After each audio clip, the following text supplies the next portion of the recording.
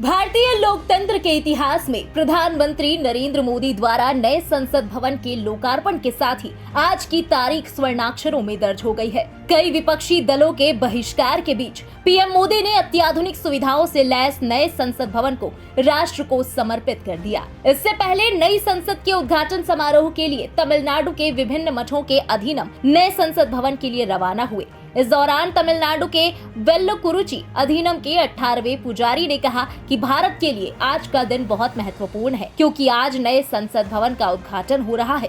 साथ ही स्पीकर की कुर्सी के साथ सेंगोल लगाया जा रहा है। प्रधानमंत्री ने कल सभी अधीनमों को सम्मानित किया था। It's a very important day for all the people of India because the new Parliament House was inauguration. It is inauguration today. Before that, the Sengol is given to the Honorable Prime Minister of India by Holy Adinams.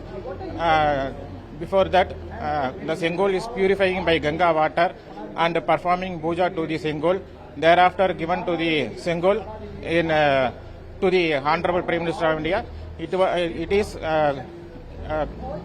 reinstalling in the Parliament House in front of the Speaker.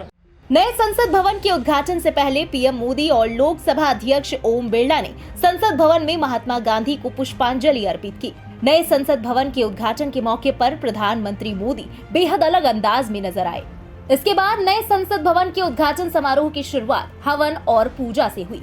Tamil Nadu से आए अधीनम संतों ने धार्मिक अनुष्ठान के बाद PM Modi को सेंगोल सौंपा था।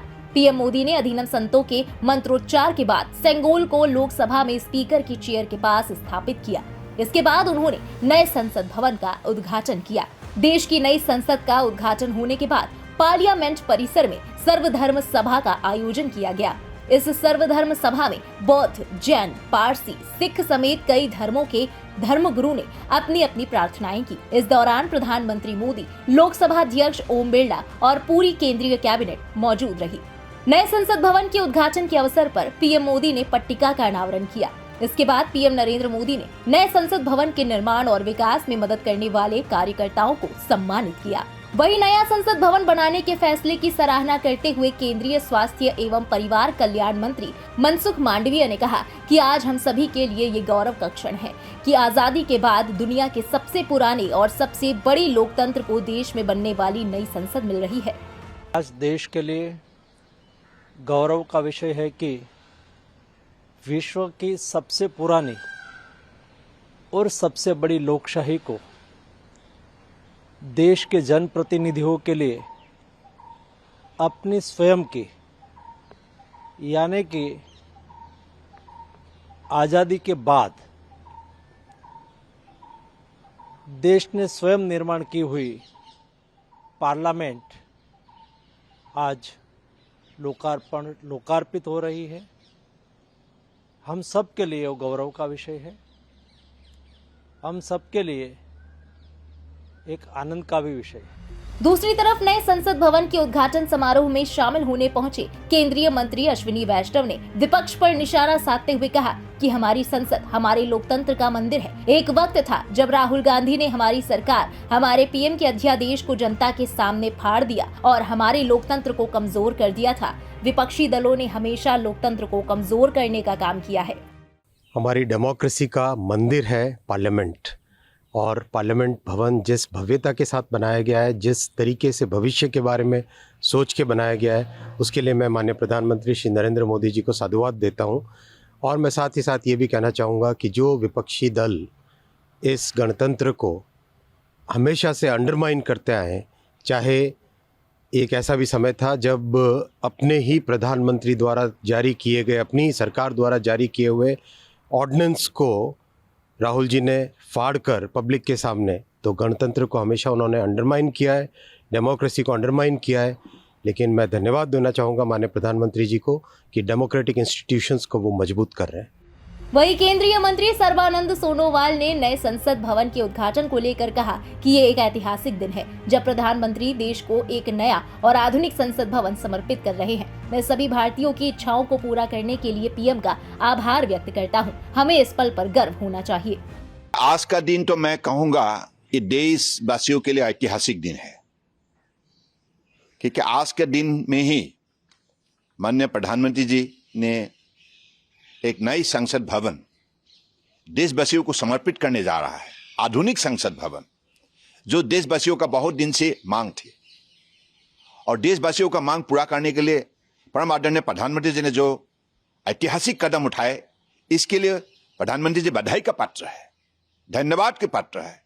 तो मैं दिल से प्रधानमंत्री जी को बधाई देता हूं, धन्यवाद देता हूं, क्योंकि 142 करोड़ भारतीय जनता की इच्छा को उन्होंने पूरा किया है।